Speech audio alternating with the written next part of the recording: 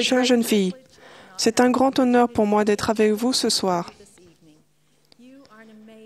C'est extraordinaire et inspirant de vous voir. Le 13e article de foi est le thème des activités d'échange pour 2011.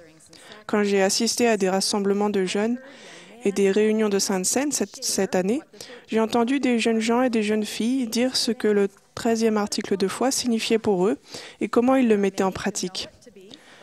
Beaucoup savent que c'est le dernier article de foi, le plus long et le plus dur à apprendre par cœur. Et ils espèrent que leur évêque ne leur demandera pas de le réciter. Cependant, beaucoup d'entre vous comprennent que le 13e article de foi est bien plus que cela. Le 13e article de foi est un guide pour une vie droite et chrétienne. Imaginez un moment comment serait notre monde si chacun choisissait d'obéir aux enseignements du 13e article de foi. Nous croyons que nous devons être honnêtes, fidèles, chastes, bienveillants et vertueux, et que nous devons faire du bien à tous les hommes. En fait, nous pouvons dire que nous suivons l'exhortation de Paul. Nous croyons tout, nous espérons tout. Nous avons supporté beaucoup, et nous espérons être capables de supporter tout.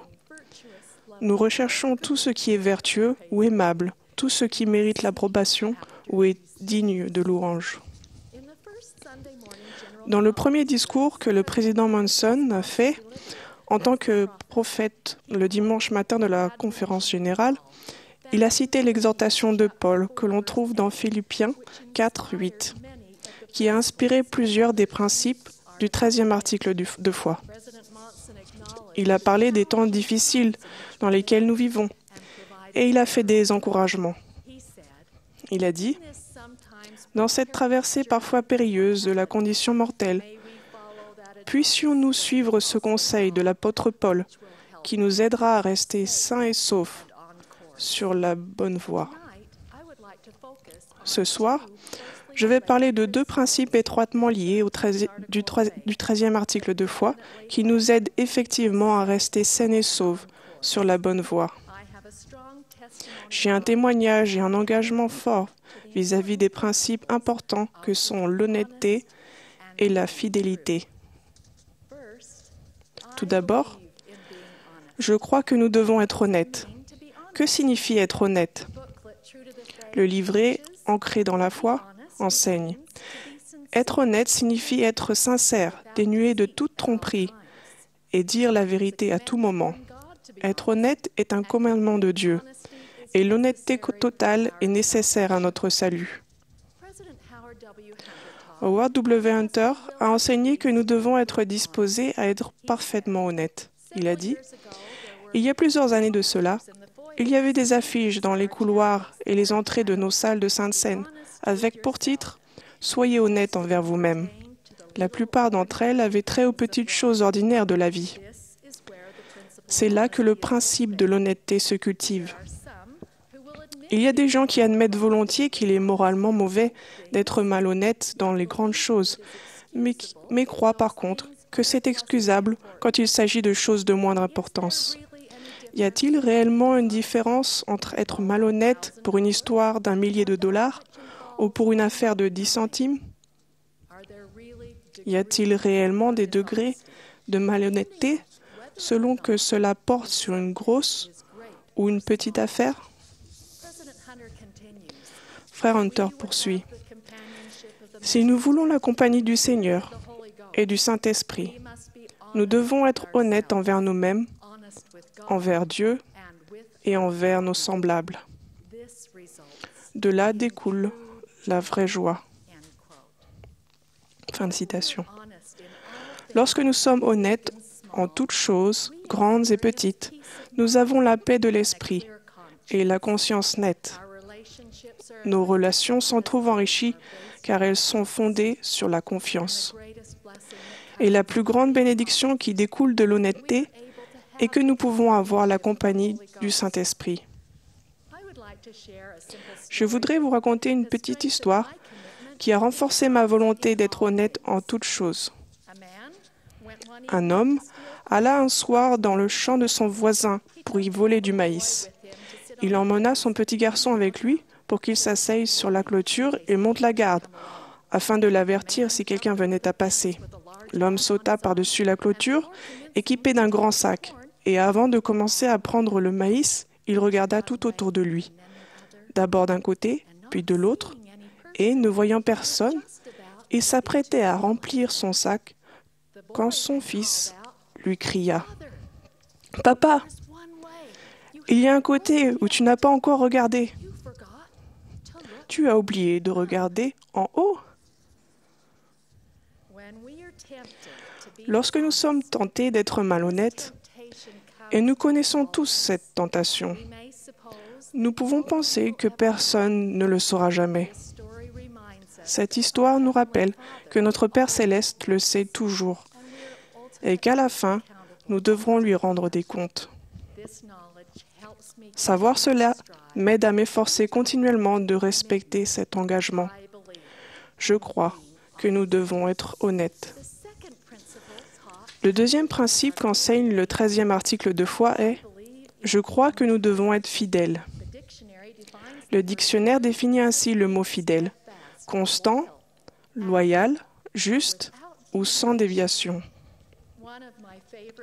L'un de mes livres préférés est le grand classique britannique Jane Eyre, écrit par Charlotte Brontë en 1847. Le personnage principal, Jane Eyre, est une adolescente orpheline sans ressources, qui est un exemple de fidélité. Dans ce récit fictif, un homme, M. Rochester, aime Jane Eyre, mais il ne peut pas l'épouser. Au lieu de cela, il la supplie de vivre avec lui sans les avantages du mariage. Jane Eyre aime M. Rochester également, mais pendant un moment, elle est tentée d'accepter en se demandant « Qui pourrait bien s'inquiéter de toi? À qui ce que tu fais pourrait-il faire du tort ?» Rapidement, la conscience de Jane répond « Je me dois à moi-même. Plus je suis isolée, moins j'ai d'amis et de soutien, plus je dois me respecter. Je respecterai les lois données par Dieu. Les lois et les principes ne nous ont pas été donnés pour les jours sans tentation. Ils ont été faits pour des moments comme celui-ci. Si je pouvais les enfreindre à ma volonté, de quel prix serait-il? Ils ont une grande valeur. Je l'ai toujours cru. À cette heure, je dois m'en tenir aux opinions préconçues, et c'est sur ce terrain solide que je poserai mes deux pieds. Dans un moment de tentation désespérée, Jane Eyre est restée fidèle à ses convictions. Elle a fait confiance à la loi donnée par Dieu et a posé ses deux pieds dans la résistance à la tentation. Être fidèle à nos croyances, même si cela n'est pas populaire, facile ou drôle, nous permet de rester saines et sauves sur le chemin qui nous conduit à la vie éternelle avec notre Père céleste. J'aime ce dessin qu'une jeune fille a fait pour se rappeler son désir de connaître la joie de vivre avec son Père céleste pour toujours. Être fidèle nous permet aussi d'avoir une influence bénéfique dans la vie d'autres personnes. Récemment, j'ai entendu l'histoire inspirante d'une jeune fille qui, par son engagement à rester fidèle à ses convictions, a une grande influence dans la vie d'une autre jeune fille. Il y a plusieurs années, Christy et Jen étaient dans le même cours de chant choral au lycée à Hearst, au Texas. Elles ne se connaissaient pas très bien, mais un jour, Jen avait entendu Christy parler avec ses amis de religion, de leurs croyances respectives et de leurs histoires préférées de la Bible. Dernièrement, en prenant contact avec Christy, Jen a raconté cette histoire. « J'étais triste de ne rien connaître de ce dont toi et tes amis parlaient. Alors pour Noël, j'ai demandé à mes parents de m'offrir une Bible. J'ai reçu la Bible et je me suis mise à la lire. Ainsi a commencé ma quête religieuse et ma recherche de la véritable Église. 12 années ont passé. À ce temps-là, j'ai rendu visite à plusieurs églises. Mais j'avais l'impression qu'il y avait toujours quelque chose de plus. Un soir, je me suis mise à genoux et j'ai prié pour savoir ce que je devais faire. Cette nuit-là, j'ai rêvé de toi, Christy. Je ne t'avais pas revu depuis que nous avions terminé le lycée. J'ai pensé que mon rêve était étrange, mais je ne l'ai pas attribué à quoi que ce soit. J'ai encore rêvé de toi les 3 nuits suivantes. J'ai passé du temps à réfléchir sur la signification de mes rêves. Je me suis souvenu que tu étais mormone. J'ai consulté le site web des Mormons. La première chose que j'ai trouvée a été la parole de sagesse. Ma mère était décédée 2 ans auparavant d'un cancer du poumon. Elle fumait, et quand j'ai lu la parole de sagesse, ça m'a frappée. Plus tard, je suis allée chez mon père. J'étais assise dans son salon et j'ai commencé à prier. J'ai demandé à savoir où aller et que faire. À ce moment-là, une publicité pour l'église est apparue à la télévision. J'ai noté le numéro de téléphone et j'ai appelé le soir même. Les missionnaires m'ont appelé 3 jours plus tard pour me demander s'ils pouvaient venir chez moi pour me donner un livre de Mormon. J'ai répondu oui. Je me suis fait baptiser 3 mois et demi plus tard. 2 ans plus tard, j'ai rencontré mon mari à l'église. Nous nous sommes mariés au temple de Dallas. Aujourd'hui, nous avons 2 beaux enfants. Je voulais te remercier, Christy. Tu as été un si bon exemple au lycée. Tu étais gentille et vertueuse. Les missionnaires m'ont donné les leçons et m'ont invité à me faire baptiser. Mais ma 3e missionnaire, c'était toi. Tu as planté une graine par tes actions et tu as réellement amélioré ma vie. J'ai une famille éternelle maintenant. Mes enfants vont grandir dans la connaissance de la plénitude de l'Évangile. C'est la plus grande bénédiction que nous puissions recevoir. Tu as contribué à porter cela dans ma vie. Quand j'ai pris contact avec Christy, elle m'a dit « Parfois, je pense que quand nous entendons la liste des qualités du 13e article de foi, nous nous sentons écrasés. Cependant, je sais qu'en respectant ces principes et en nous efforçant de suivre l'exemple du Christ, nous pouvons changer les choses.